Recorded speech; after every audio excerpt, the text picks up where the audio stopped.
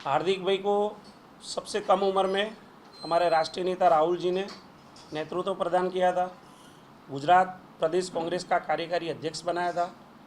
हमारे शीर्ष नेतृत्व को लगता था कि एक युवान जोशीला नौजवान जो गुजरात की भाजपा सरकार की मंदी, महंगाई, बेरोजगारी के सामने आवाज़ उठा रहा है, अपने समाज की बात रख रहा है, तो कहीं ना कहीं कांग्रेस पार्टी को लगा कि भाई एक सामाजिक आगेवान अपनी लड़ाई लड़ रहा है अपने भाइयों के लिए, युवानों के लिए, गुजरात की जनता के लिए, तो हमने एक अच्छा प्लेटफॉर्म दिया।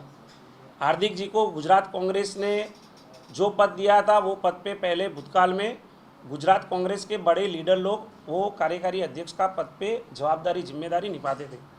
जो हमारे केंद्रीय सेंट्रल मिनिस्टर थे वो कद के हमारे नेता वो पद पे विराजमान थे।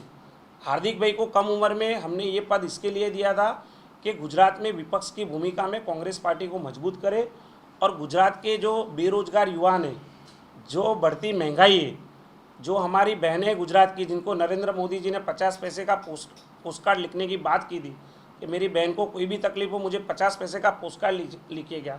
आज वो पोस्ट कार्ड लिखने के लिए कौन सा एड्रेस पे पोस्ट कार्ड लिखे वो सोच रहे लोग। हार्दिक भाई को ऐसा लगता था कि मैं गुजरात कांग्रेस में विपक्ष की भूमिका में सरकार के सामने मेरी लड़ाई जारी रखूँगा। एक से ज़्यादा बार हार्दिक भाई ने सरकार में बैठे हुए नेताओं पे, बीजेपी के नेताओं पे आक्षेप किए, व्यक्तिगत आक्षेप किए। यहाँ तक कि राष्ट्रीय नेता अमित शाह को जनरल डायर की उपमा हार्दिक भाई ने दी थी कांग्रेस पार्टी के प्लेटफॉर्म से। नितिन काका को नंबर 2 वेटिंग लिस्ट में बताया था। ऐसे व्यक्तिगत आक्षेप और भारतीय जनता पार्टी के सामने सबसे ज़्यादा आक्षेप हार्दिक भाई ने किए थे। आज हार्दिक भाई क्यों जाना चाहते, क्यों कांग्रेस पार्टी छोड़ना चाहते, क्यों रिज़ाइन किया, वो मेरे से ज़्यादा बेहतर हार्दिक भाई बता सकते हैं।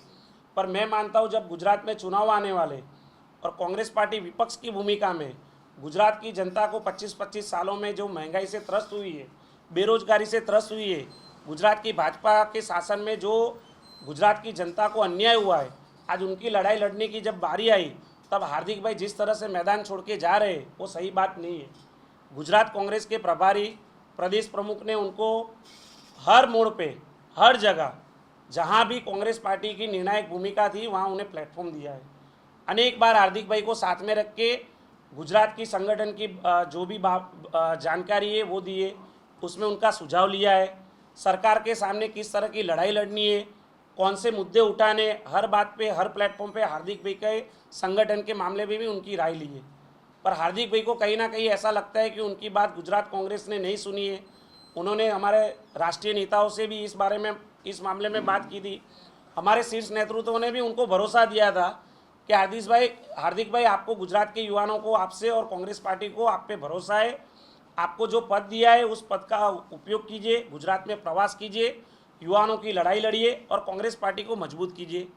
उसके बावजूद बार बार, अनेक बार टीवी मीडिया के सामने आके कांग्रेस पार्टी को नुकसान हो इस प्रकार के स्टेटमेंट देना, पार्टी के छोटे से छोटे कार्यकर्ता का मोरल डाउन हो इस प्रकार के स्टेटमेंट देना, ये सब जो उनका स्वभाव रहा है ये कांग्रेस पार्टी कतई बर्दाश्त नहीं करेगी।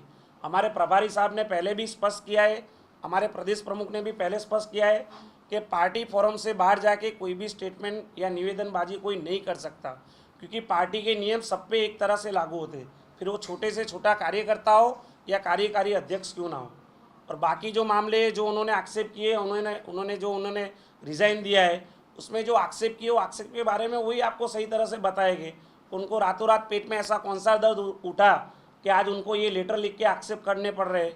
आज अगर वो कांग्रेस पार्टी से नाराज चल रहे तो उन्होंने जो मुद्दे लिखे कांग्रेस पार्टी से नाराजगी के, वो मुद्दे कहीं पे बंद बैठते ही फिट नहीं हो रहे। उनके जो आक्षेप है उसमें कोई वजूद ही नहीं है।